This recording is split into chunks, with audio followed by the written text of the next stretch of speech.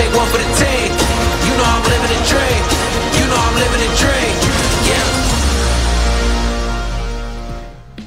Dans Rocasphère, aujourd'hui, la semaine absolument parfaite de la Roca Team. 2 matchs complètement maîtrisés contre Barcelone en play-off d'Euroleague. Monaco mène 2-0 dans la série et une gifle infligée à Limoges hier en championnat. Cette semaine, nous vous proposons d'embarquer avec celle qui anime chaque rencontre à la salle Gaston Médecin, les Roca Girls. Loïc Kieffer les a suivis lors de la rencontre face à Kaunas. On fera également le tour complet des autres matchs de ces playoffs d'Euroleague. 2 autres équipes mènent 2-0 cette semaine, l'Olympiakos et Fenerbahçe. C'est plus serré entre le Panathinaikos et l'Anadolu Efes Istanbul. C'est évidemment avec un grand sourire qu'on vous accueille cette semaine sur le plateau de Rocasphère, votre rendez-vous basket tous les lundis, 19h50 sur TV Monaco. Cette semaine, je retrouve mon 2 majeur habituel avec Yohan Cherami et Ben Monclar. Salut les gars, comment ça va? Salut Mathieu, salut Ben. Salut tout le monde, ça va très bien. Après une semaine parfaite, hein. Parfaite. Avec 2 victoires, on est content. Et ben c'est parti, on va pouvoir attaquer le débrief tout de suite avec les Vals. Allez, sortez vos notes pour cette semaine, messieurs. On commence avec toi, Yohan. Alors moi j'ai choisi de mettre un 10 sur 10, semaine parfaite, tu le disais Mathieu.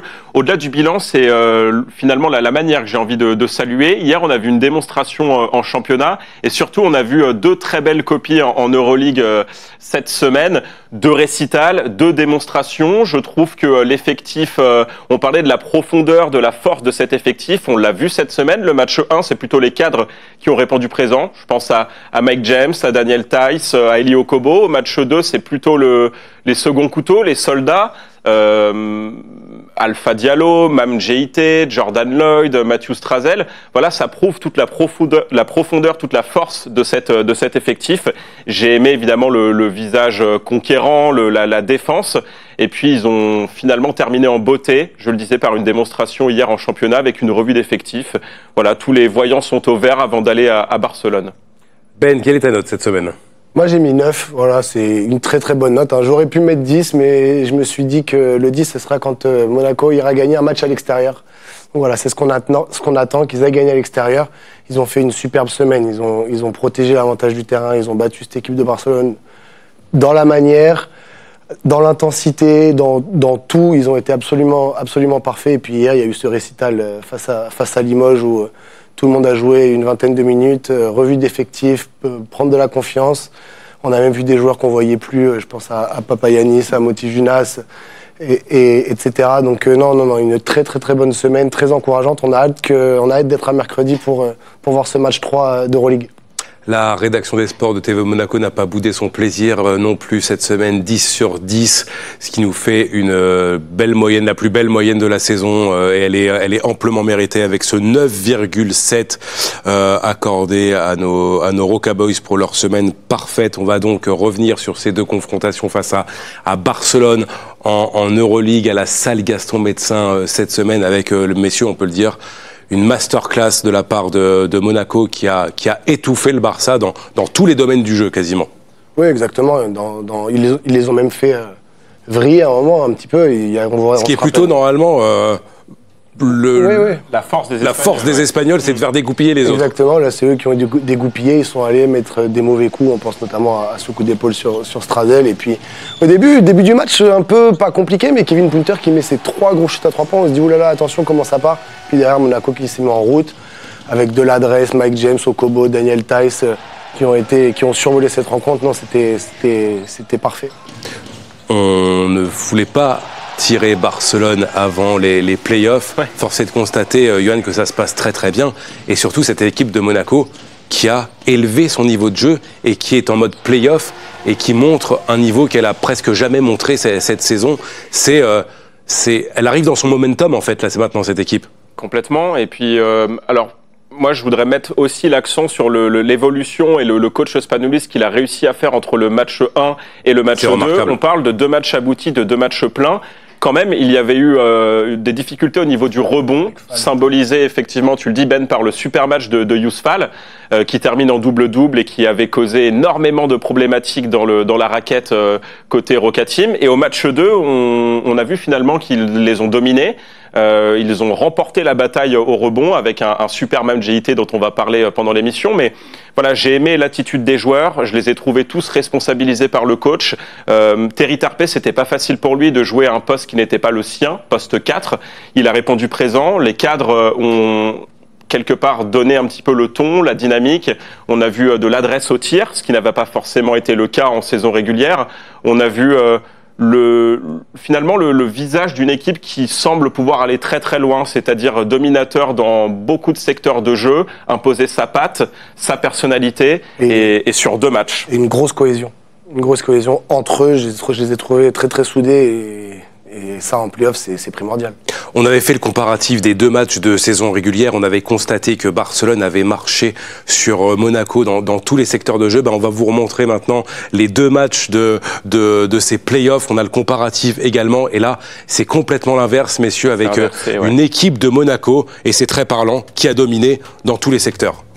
Quand on regarde, je crois qu'ils ont 2 fois plus on le voit sous les yeux, mais oui, on regarde les interceptions, il y en a 2 fois plus au match 1. Les passes décisives.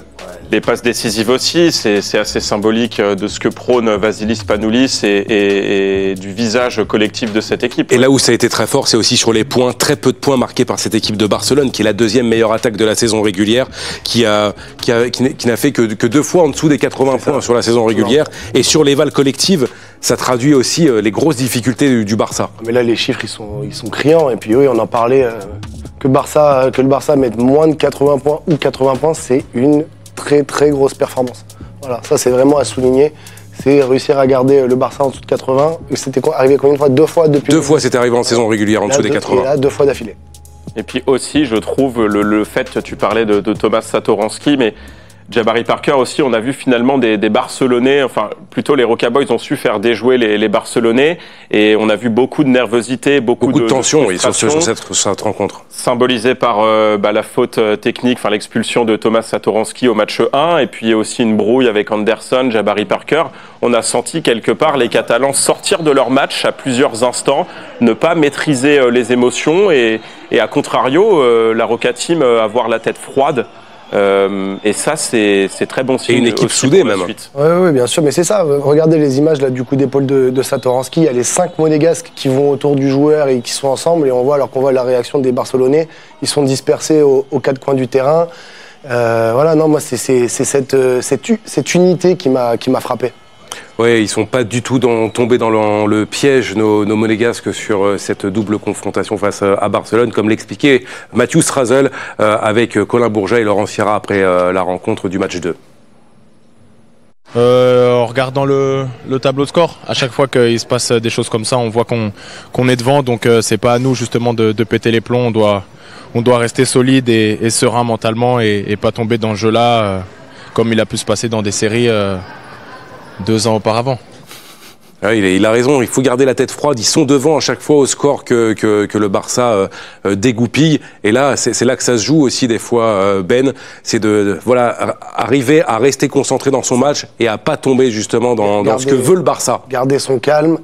Voilà, il fait allusion au match, à la confrontation Real-Partizan où le Real était mené 2-0 contre le Partizan, et puis c'est Sergio Llull qui vient déclencher cette bagarre, et on se rappelle Kevin Punter exclu, etc. Et le Partizan qui perd 3-2. Donc là, Monaco l'a très bien fait à domicile. Maintenant, il va falloir réussir à garder la tête froide à Barcelone, avec une salle bondée, avec un public qui vient sûrement pousser dans ce sens-là, des arbitres peut-être un peu plus fébriles, je vais dire. Donc là, ça va être un gros challenge à relever pour ces Monégasques, ne pas tomber dans le petit jeu des Barcelonais. Ouais, Barcelone qui vient d'encaisser 2 gifles en Euroleague, et ça va être compliqué pour eux maintenant à domicile, comme l'exprime Peñarroya, mais qui lui voit quand même un petit peu plus loin, le coach du Barça. Monaco deserve to win the game. They play physical, but the roster is the physical players, and they play better than us, especially in all the fighting situations. We have problems to stop their vertical dribbling. For example, they play with a 71% in 2-point shots. And if we will come here in 10 days, we need to improve our defense situation. Ouais, ils nous attendent à Barcelone, mais il y a une très bonne nouvelle quand même pour Monaco, Johan. Oui, l'absence de Yann Vesely qui ne sera pas disponible pour la suite. Ils joueront donc sans Chimier Zemetou et sans Yann Vesely, qui sont quand même les deux joueurs les plus importants du secteur intérieur côté Barcelone. Donc c'est une très bonne nouvelle pour Monaco avant ce match 3. Messieurs, on va pouvoir prendre maintenant un temps mort tactique. De quoi va-t-on parler aujourd'hui, Johan, avec cette magnifique palette ? Messieurs, si je vous dis Terence Tarpi de Third, si je vous dis Alpha Diallo, si je vous parle de Daniel Theis, ça vous fait penser à quoi ? Au secteur défensif. Eh ben, ça tombe bien puisque c'est effectivement du secteur défensif dont on va parler aujourd'hui. La Roca Team a montré beaucoup d'agressivité, beaucoup d'intensité face à Barcelone, qui est quand même la deuxième meilleure attaque pendant la saison régulière d'Euroleague. Donc annihiler cette attaque-là n'était pas chose aisée et pourtant on a vu qu'avec les bons ingrédients, ils ont réussi à le faire.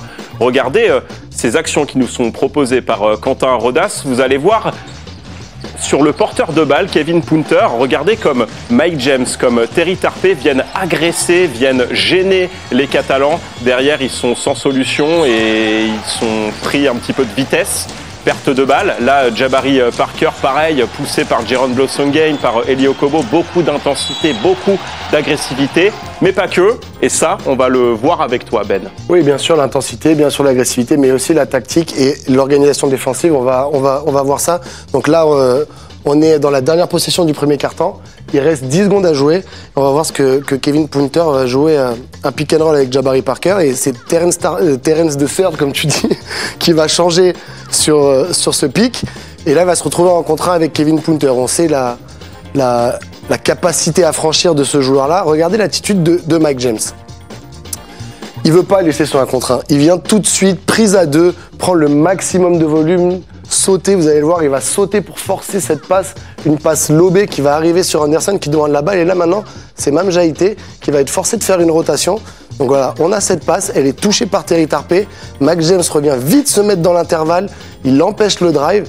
Et là, regardez, c'est Yann Vesely qui se retrouve tout seul. Une passe lobée encore une fois. Le temps, c'est trop tard, ce shoot il part. Le Barça, ils n'ont même pas réussi à shooter sur cette dernière possession due à l'agressivité, la tactique, l'intensité mise par ces Monégasques. Et c'était vraiment très très bien joué défensivement de leur part. Et une implication totale aussi, parce qu'on voit sur cette action que tous les joueurs sur le parquet sont concernés. Exactement. Et ont envie de mettre justement de l'agressivité. Exactement, ils sont liés entre eux, ils lisent ce qui va se passer. Et là, c'est la même chose sur cette situation. Regardez là, déjà, dans un premier temps, l'attitude de Blossomgame, il vient prendre tout terrain Jabari Parker. Il le force à aller sur cette ligne de côté. Et là, je vous invite à regarder l'attitude de tous les joueurs, mais notamment Eli Okobo, derrière Alpha Diallo, et vous allez voir ensuite dans le corner plus bas, Mike James. Mais là, regardez Okobo, il voit que Jabari Parker, il est tête baissée sur cette ligne de côté. Il va faire cette prise à 2. Et là, il va se retrouver dans un traquenard, notre ami Jabari. Il va pas pouvoir s'en sortir. Regardez Alpha Diallo, on va faire stop. Alpha Diallo, il vient couper le retour de passe sur Satoransky. Là, c'est Daniel Theis qui est en mode gardien de but avec Hernan Gomez et le panier. Et là, regardez, même Mike James, il regarde ce qui se passe. Il a son joueur qui est ici dans le corner, qui va venir sous le panier. Et lui, il est entre le retour de passe et ici. Il prend la situation la plus urgente. Et là, Jabari Parker, il est pris dans le traquenard monégasque, il ne peut pas s'en sortir. Et puis regardez les attitudes, le banc, tout le monde est debout, les assistants, Jordan Lloyd, Matthew Strazel, tout le monde crie cette unité, cette cohésion, cette intensité, ce dynamisme qu'ils ont donné sur le terrain. C'est pas seulement les 5 joueurs, c'est tout le monde. Et ça, quand on arrive à faire ça, ça donne une motivation, une envie qui est terrible. Puis réussir à faire dégoupiller des joueurs de la qualité de Barcelone, c'était aussi un match dans le match. Voilà, on le rappelle, deuxième meilleure attaque sur la saison régulière.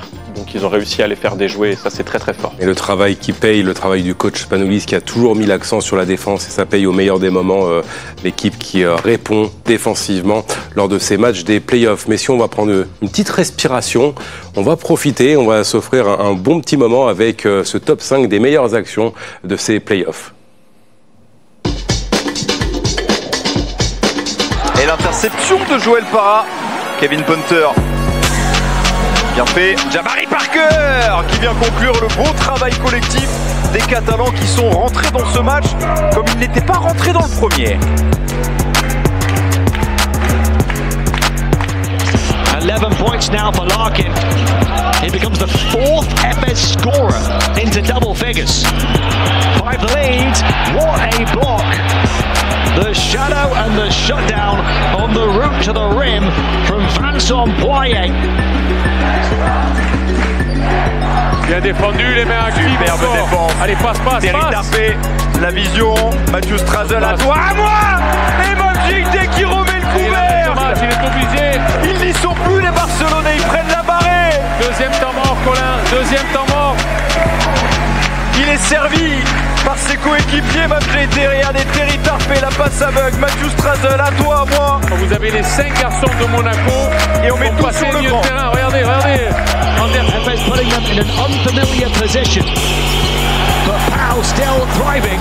Lorenzo Brown, no time for the pass, or was there? The surely not shot from the man, the myth, the legend that is Kostas Lukas.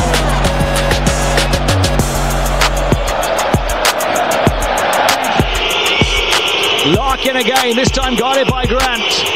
Passes on to Poirier, gets it back, gets away, gets the shot away, and shining brighter than the treasures and trinkets of the Grand Bazaar of Istanbul.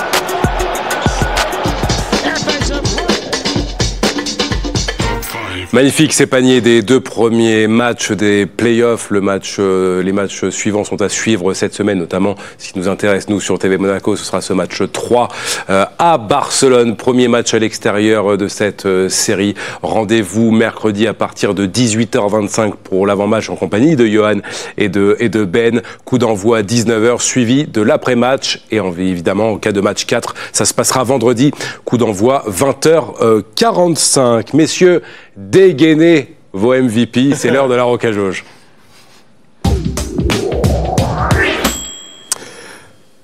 Allez, c'est l'heure de désigner vos MVP de la semaine et je vais commencer avec toi, Ben. Moi, j'ai décidé de choisir Eli Okobo. Voilà, moi, je l'ai trouvé. Bon, déjà sur ce match 1, il a régné, mais moi, sur quoi je voudrais insister, c'est les passes décisives. Voilà, on voit là, 7 passes et demi de moyenne sur les 2 matchs. Il a fait 7 et 8. Hier contre Limoges, il en refait 7. Alors, on connaît sa capacité à mettre des points, ses step back à 3 points, ses shoots difficiles, etc. Mais vraiment, moi, je l'ai trouvé métronome sur l'attaque de pick and roll, notamment. Trouver ses petites passes à Mam Jaïté. On l'a vu sur le match numéro 2. Si Mam, il est à 100% et un taux de réussite aussi important, c'est parce qu'il a été mis dans un fauteuil. Et Eli, il y est pour quelque chose. Et voilà, et même dans son attitude, je l'ai trouvé parfait. Donc, pour moi, Eli Okobo, MVP. J'ai entendu le nom d'un joueur qui me semble être ton MVP, Johan, pour cette semaine. Mam Jaïté. Mam Jaïté, parce qu'on a souvent insisté ces dernières semaines, et à juste titre d'ailleurs, sur l'apport de Daniel Theis. Mais j'ai envie de rendre hommage à un autre pivot de cette équipe, Mam Jaïté. Voilà, auteur du match le plus abouti de sa carrière vendredi soir. C'est simple, il a tout réussi.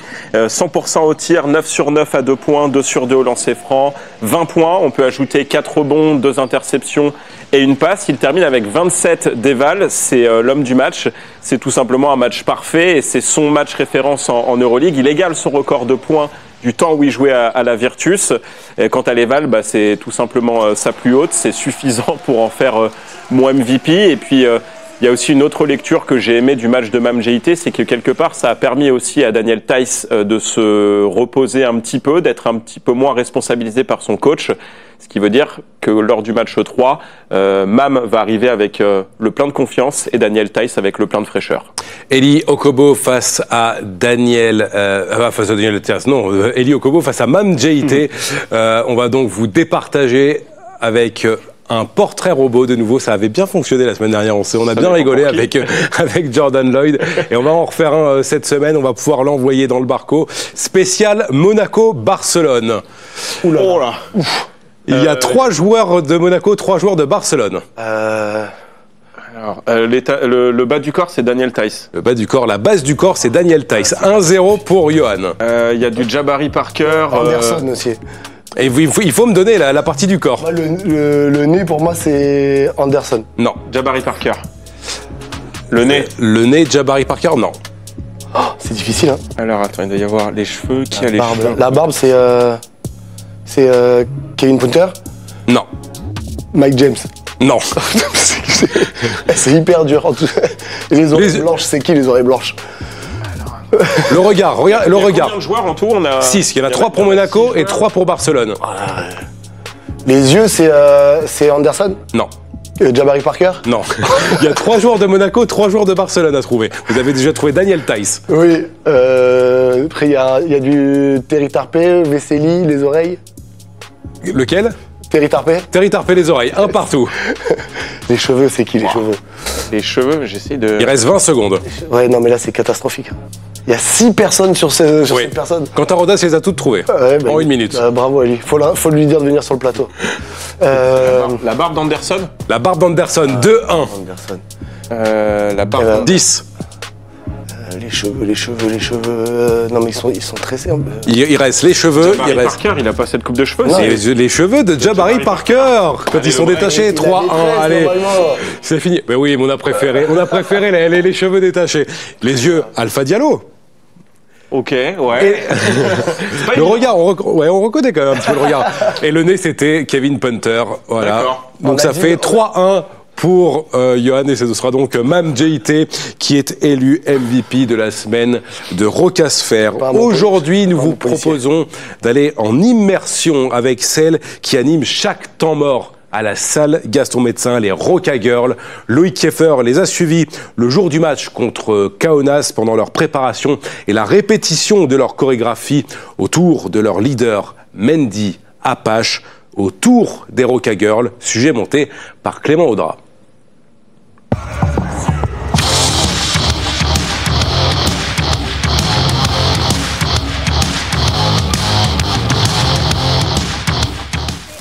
Et 2, et 3, et 4, et 5, et 6, et 7, et 8, et 3, 5, 6, 7 pour faire 1, 2, Alors, 3. actuellement, il y a 15 Roca Girls dans l'équipe, sachant qu'il y a 8 danseuses par match.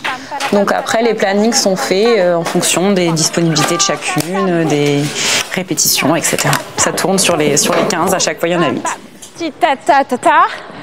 Ti-ta-ta-ta-ta. Tchac, tchac. Et vous pouvez vous permettre d'avancer un petit peu plus, parce qu'on a les jupes, vous pouvez prendre large. Super. Canon.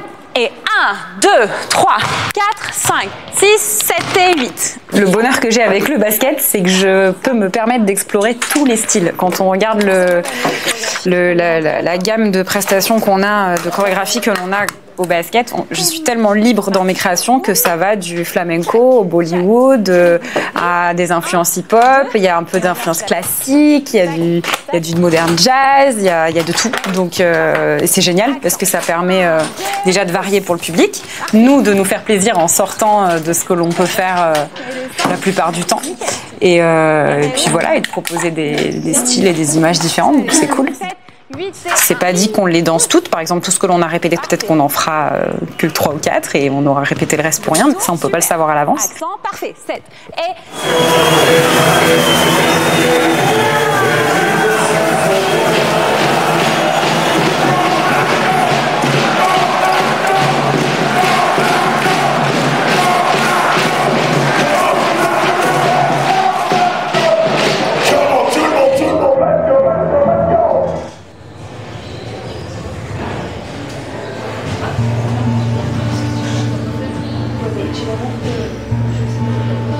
Nous, on ressent vraiment l'attention du public, l'enjeu. Forcément, les matchs de Euroleague sont un peu plus tendus que les matchs de championnat.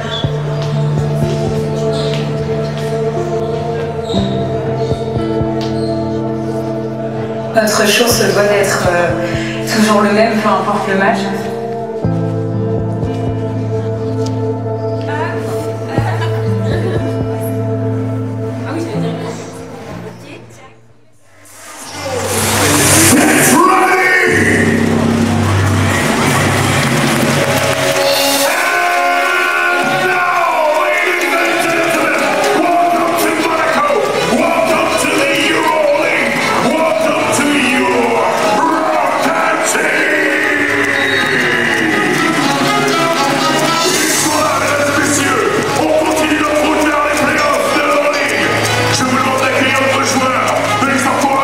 Lors de la première mi-temps, on est d'un côté du terrain. Lors de la seconde mi-temps, on déménage de manière à être toujours face à l'endroit où l'adversaire shoot, tout simplement, pour créer un petit peu plus de tension. Voilà, qui se rappelle que les Roca Girls et la Roca Team est là. On encourage l'équipe, on suit le match, on vit le match avec tout le monde et on engrange de l'énergie avec le public et on essaie de faire au mieux pour soutenir nos joueurs, tout simplement.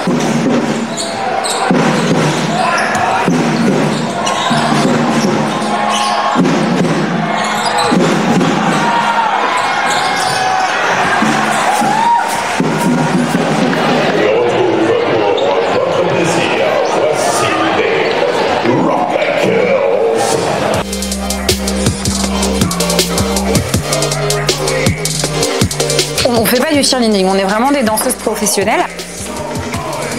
Après, on incorpore tout de même des portées avec des acrobaties parce que c'est visuel, c'est sympa, c'est fun. Mais c'est pas de la gymnastique, ça reste de la danse.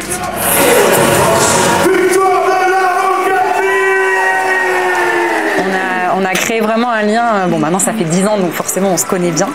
Et ce qui est super, c'est que certaines personnes que l'on a rencontrées via le basket viennent nous voir en prestation en dehors du basket. Donc on retrouve des supporters de l'AS Monaco sur des choses qui n'ont rien à voir avec la Roca Team et avec qui on a noué un lien assez sympa, quoi. Donc c'est très agréable, c'est vraiment une famille, hein, la Roca Team, et on fait tous partie de la même famille, quoi.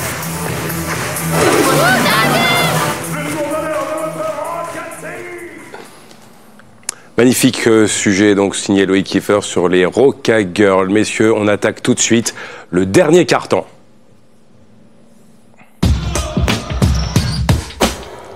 Et donc on va se pencher sur les 3 autres duels de ces playoffs d'Euroleague. On va s'intéresser aux peut-être probable futur adversaire de Monaco en cas de qualification pour le Final Four. Ça se joue entre l'Olympiakos et le Real Madrid, messieurs, avec une confirmation. L'Olympiakos est très costaud cette saison, ils confirment leur statut de prétendant au titre, et le Real Madrid confirme que c'est très moyen cette saison. Ben. Oui, exactement. De toute façon, après, il n'y a pas de secret. L'Olympiakos, ils ont été dans le top 2, top 3 de cette saison quasiment tout le temps. Le Real qui se qualifie un peu au bout du suspense, ce deuxième tour des play-in, ils ont perdu contre Paris au premier tour. Voilà, ils sont en difficulté, et puis l'Olympiakos qui a fait le travail à domicile plutôt très sereinement. Très sereinement, avec une première victoire 84-72, puis 77-71 lors du match 2. Ça a été plus accroché le match 2. Le Real était dans la partie jusqu'au début du 4e quart-temps et ils ont complètement craqué à la fin. Ils étaient devant pendant 25 minutes et puis finalement poussés par le public, quelque part les Grecs ont réussi à repasser devant, aussi porté par un Evan Fournier, un Sacha Vezenkov. Même si Evan Fournier n'a pas forcément fait son meilleur match, il a manqué un petit peu d'adresse, mais quand même, il provoque des fautes, il y a des interceptions. Enfin, de toute façon, ces deux-là, on le sait, cette saison, c'est quand même les 2 joueurs XXL de cet effectif. Mais oui, un petit peu déçu par le Real Madrid, même si Mario Hezonja a quand même essayé de réveiller un petit peu les siens, mais on sent qu'effectivement, il y a... Je ne sais pas si on peut parler de classe d'écart, mais c'est sûr que sur cette saison, la régularité l'emporte. Et la régularité, c'est les performances de l'Olympiakos. Et ce serait une première depuis 2021 de ne pas voir le Real en Final Four. Et cette régularité, on va la traduire tout de suite en chiffres avec d'abord Sacha Vezenkov qui confirme sa saison incroyable. Lui qui n'a pas décroché le titre de MVP alors que... on en a quand même parlé pendant des semaines, on s'attendait à ce que ce soit lui, et ça n'a pas été lui. Vezenkov qui fait 2 premiers matchs déjà très costauds. Il montre que voilà, c'est le joueur Monsieur Plus de cette équipe, avec un match 1 surtout extraordinaire, avec 21 points marqués, 7 rebonds, 3 interceptions, 31 d'évaluation sur ce premier match face au Real Madrid, puis un match 2 avec 22 points, 7 rebonds, 2 passes, 18 d'évaluation. C'est des grosses performances de la part de Vezenkov qui montrent que voilà, c'est un des meilleurs joueurs d'Euroleague. Il est comme sa saison, mais là il est encore en forme au meilleur des moments. Et puis moi, ce qui m'impressionne avec ce joueur, c'est sa capacité à jouer sans le ballon, pas faire beaucoup de dribbles par rapport à un Kendrick Nunn très très fort. Il n'y a pas de souci, il mérite son titre, mais c'est dans un registre totalement différent. Et c'est toujours très spectaculaire à voir, avec des gros pourcentages au tir, à chaque fois très peu de déchets. c'est un sacré joueur. C'est pas un joueur forcément esthétique, hein, c'est pas le joueur qu'on remarque le plus comme un Kendrick Nunn et TJ Shorts qui étaient sur le podium avec lui. C'est pas flashy. C'est pas flashy. Mais quand même, mais en termes de basket, qu'est-ce que c'est efficace. Non, c'est beaucoup plus efficient, c'est plus clinique. Enfin, quoique, parce que Kendrick Nunn, c'est quand même costaud, TJ Shorts aussi, mais c'est un autre style de basket. Lui, il est plus sur du catch and shoot, il est moins dans le dribble, il est moins dans la provocation. Il sait tout faire finalement. Moi, je le trouve. Il sait poser des écrans, il sait faire du pick and roll, il sait shooter à 3 points, il prend des rebonds, il sait faire des passes, il sait tout faire. Il est très froid, je le trouve dans les moments importants. Il a cette capacité à pouvoir poser son cerveau, être imperméable à la pression. Et c'est à ça qu'on reconnaît les grands joueurs. Il en est assurément l'un des meilleurs. Et il sera très important pour porter l'Olympiakos jusqu'au titre s'ils veulent aller décrocher ce nouveau titre, le club grec. On parlait du Real qui était forcément beaucoup moins bien cette saison et ça se traduit aussi dans les chiffres dans ces 2 matchs. À l'instar du Barça, ils ont fait quasiment les mêmes erreurs, ils ont fait quasiment les mêmes matchs, le Barça et le Real avec, on le voit, très peu de points, 72 et 71 points. C'est très très faible quand on connaît en plus les qualités du Real, des faibles pourcentages et puis ces ballons perdus et cette éval collective qui est ça c'est inquiétant. Très en dessous de ce qu'on s'attend du Real Madrid, messieurs. Ils se sont tirés une balle dans le pied en allant à ce 2e match des play-in parce qu'ils ont dû jouer 2 matchs de play-in avant ces quarts de finale. Il y a sûrement de la fatigue et puis voilà, ils ont fait une saison, ils sont un peu moins bien cette année. Voilà, ils ont perdu des gros joueurs l'été dernier. C'est vrai que le départ de Gershon a fait très très mal. En plus, c'était en toute fin de l'été. Ils n'ont pas eu le temps de le remplacer. Ils ont essayé Cordigné, il me semble, mais la Virtus a mis son veto aussi. Même j'étais en train de penser à quelque chose aussi en comparant un peu Barcelone et le Real Madrid qui ont terminé la saison régulière en boulet de canon et qui avaient peut-être moins de fraîcheur mentale au moment d'entamer ces playoffs. C'est vrai. En effet. Il y a d'autres équipes qui ont pu se reposer. Je pense à l'Olympiakos. Le Pana, on en a parlé, qui avait perdu des matchs, mais qui faisait tourner. Et j'ai l'impression que ça s'est vérifié là là pendant ces 2 premiers matchs. Ils ont peut-être déjà tout donné les clubs espagnols pour remonter au classement de cette saison régulière, mais le pivot de l'Olympiakos, Milutinov, s'en méfie quand même. Tonight we didn't play with the same energy as we did 2 days ago, and this was a problem. This is why the game was how it was. But most important is that we won. In the end, no matter how you play, it's most important to win. One more step closer to our goal, and I hope that in the next game we can finish it. But it's going to be a really tough job for us because we know that Real Madrid is capable of coming back from 2-0, going to the Final Four, winning the Final Four. So, we really cannot be happy or anything because we know who are we facing. Il a raison, toujours se méfier du Real Madrid. On n'est jamais à l'abri d'une belle surprise avec eux. On enchaîne, messieurs, avec l'autre partie du tableau. On va s'intéresser maintenant à ce duel entre Fenerbahçe et Paris avec 2 victoires du club turc à domicile. La première 83-78. Ça a été un match très serré entre les 2 équipes et Paris qui a peut-être laissé passer sa chance sur ce match 1 puisqu'ils ont été complètement dominés sur le match 2, remporté 89-72. C'est quand même très serré. Non, c'est pas très serré. Non, il y a plus 17.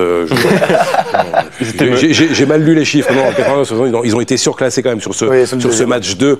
Mais voilà. Ben, on en avait parlé avant l'émission et pendant les matchs de Monaco.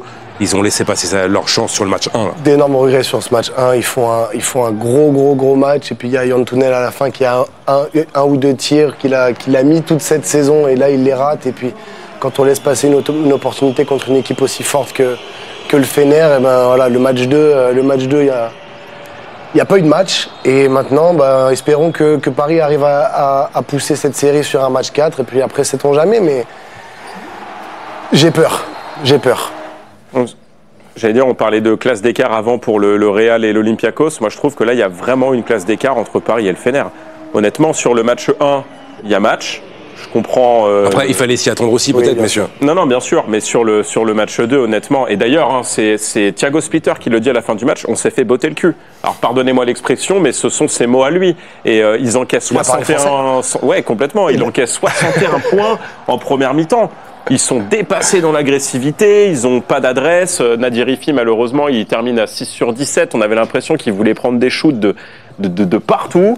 Pas forcément la tête à l'endroit. TJ Shorts pas dans un grand jour non plus. Non plus. Donc non, ils ont été dominés sur ce match 2. Il n'y a rien à dire. Maintenant, ça va être opération remontada pour eux.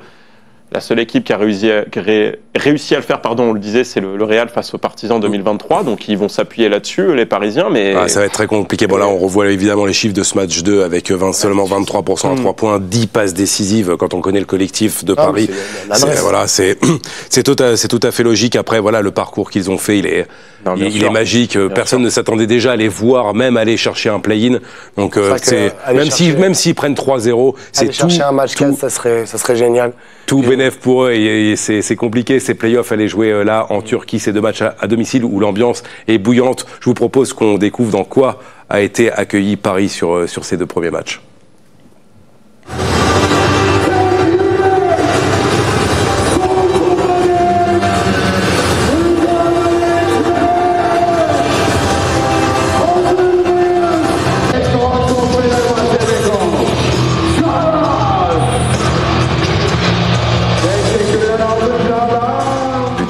Et on a vu, malgré ces 2 belles victoires de Fenerbahçe, un coach, on le connaît, il est bouillant. Jasikevičius, énorme, ancien très grand joueur et très très grand coach, qui a été chaud aussi en conférence de presse. Oui, qui a mis un petit tacle glissé à son joueur Biberovic, là, qui était en retard en conférence de presse. J'invite les gens à aller voir ça sur les réseaux sociaux. S'ils n'ont pas eu l'occasion de le faire, c'est du théâtre. Du pur théâtre. En tout cas, on peut le dire, chapeau à Paris quand même d'être ici, Johan.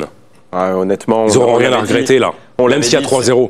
Mais complètement, et puis saison de l'apprentissage, tu découvres le plus haut niveau, il y a plein de joueurs qui découvraient ça aussi, c'est un parcours exceptionnel pour les supporters, un parcours exceptionnel pour Thiago Splitter aussi, il faut le dire, pour sa première sur un banc en Euroleague. Voilà, c'est une équipe qui a été un petit peu l'équipe surprise, et c'est un parcours magnifique. Et Paris qui vient de gagner la Coupe de France.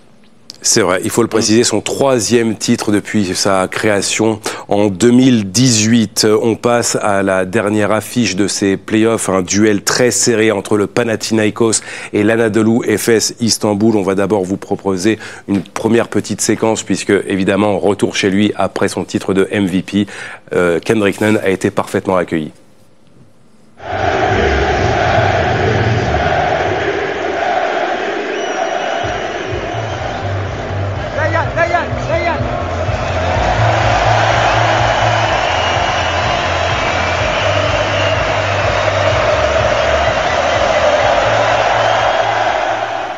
Et c'est très compliqué pour l'instant pour ce MVP dans cette série face à l'Anadolu. Le Panathinaikos qui a remporté d'abord le match 1, 87-83. Mais que ça a été dur pour le Pana qui a été mené jusqu'au 4e quart-temps par cette belle équipe de l'Anadolu Efes Istanbul. Ils ont réussi à se transcender dans le 4e quart-temps, Ben. Mais que c'est chaud pour le champion en titre. C'est une série. C'est la série à suivre. Oui, c'est ça. Et puis c'est ce qu'on se disait quand on parlait des adversaires. Alors oui, on voulait pas prendre le Barça, mais je pense que l'Anadolu Efes c'était encore pire. Depuis leur changement de coach et l'arrivée de Bianchi, ils surfent sur une dynamique incroyable. Et là, va y avoir des matchs à Anadolu Efes. Et attention pour le Pana, ça peut être piégeux quand on voit le retour en forme de Shane Larkin. Là, c'est quelque chose. Moi, je suis inquiet pour le champion en titre. Parce que là, honnêtement, tu vas aller jouer 2 fois à Istanbul. Ça va être chaud. Quand tu vois le match de Kendrick Nunn, la manière dont il a été muselé, ce qu'est capable de faire un Shane Larkin, un Vincent Poirier qui domine dans la raquette. Je crois qu'il termine en double-double là, sur le match 2. Alors, on va s'intéresser au match de Kendrick Nunn avec ses statistiques, pardon. Mais oui, évidemment, il était en difficulté. Alors, évidemment, sur le match 1, mais aussi sur le match 2, on va y revenir après. Mais les pourcentages, le nombre de points, l'éval global, on n'est pas habitué à ça de Kendrick Nunn. D'habitude. Sur la saison régulière. On a vu Vezenkov juste avant. Là, c'est saisissant quand même de la part du MVP. Oui, l'adresse au tir, elle est très loin de ses standards. Après, je sais pas, Ben, ce que t'en penses, mais est-ce que c'est pas dû justement à l'agressivité des Turcs et je sais pas, ils ont tellement. C'est sûr. Et puis le plan défensif, etc. Non, il y a pas de problème à dire que Efes fait un travail incroyable. Mais moi, je pense que le Pana a largement la capacité d'aller gagner là-bas et je parierais bien sur un match 5 dans cette série. Et l'Anadolu Efes Istanbul qui a donc été remporté le match 2 sur le parquet du Pana 79-76. Ça s'est joué en toute fin de rencontre avec un Shane Larkin absolument bouillant, messieurs, et un duo qui fonctionne bien. On va le voir dans les chiffres après. Un duo Vincent Poirier, Shane Larkin qui fait très mal. 8 de ses 20 points dans le Money Time, il avait activé le mode. Puis regardez-moi ce shoot. C'est ce shoot. Le tir qui enterre. Ce shoot, il est magnifique. Ouais, c'est le shoot, hein, clairement, du match, de tous les matchs 2 réunis. Hein. C'est le momentum de ces matchs 2. Incroyable, Shane Larkin. Être capable de prendre ses responsabilités comme ça, là, dans le Money Time et de faire ce qu'il fait. Vincent Poirier aussi, hein, mine de rien.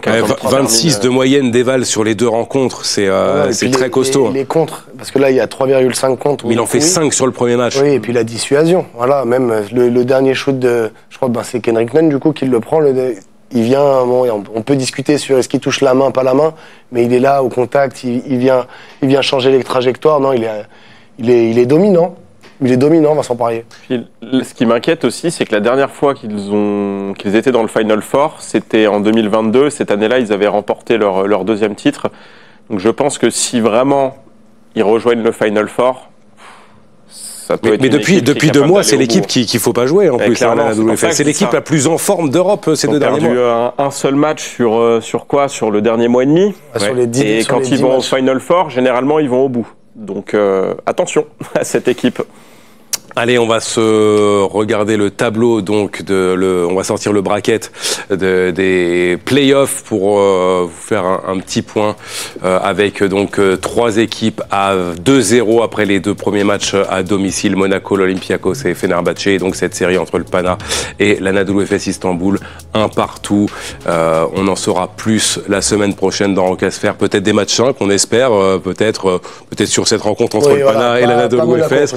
Pas Monaco. Ça, on n'en voit pas du tout, non. On espère même peut-être le 3-0 du coup. Pourquoi pas? Allez messieurs, vous en avez l'habitude, on termine avec un petit mot sur les espoirs de la Roca Team. 7e victoire consécutive pour les jeunes de Michael Pivot. Eux aussi ont écrasé Limoges ce week-end, 101-71.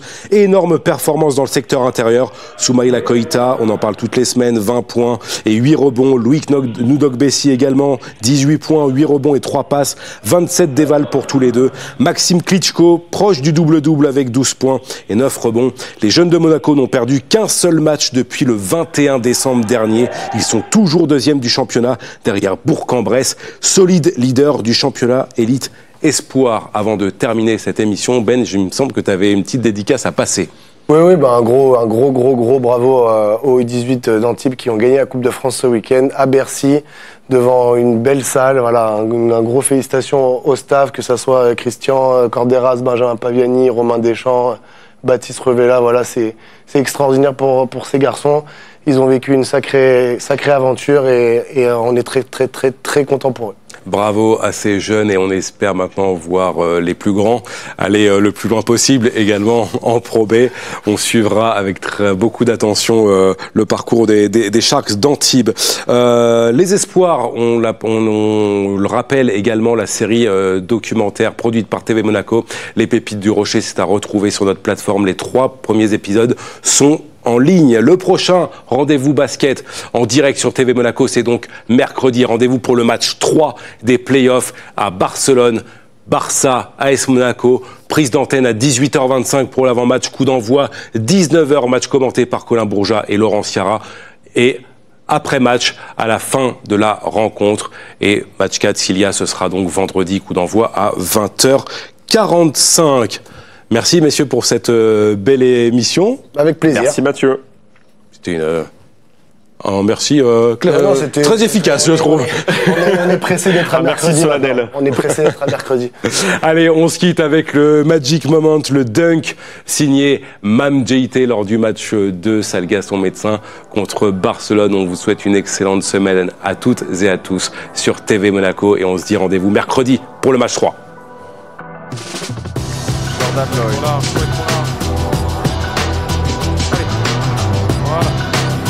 Et bien fait! C'est Monsieur Mamjeité ce soir, il s'occupe de tout. C'est le grand qui met tout le monde sur les rails. Mamjeité qui est à 20 points, mesdames et messieurs. Son match référence cette saison en Euroleague. Et il écrase à chaque fois son 6e dunk. 31 points de Monaco dans ce carton, Colin, hein, pour 24 pour Barcelone, mais...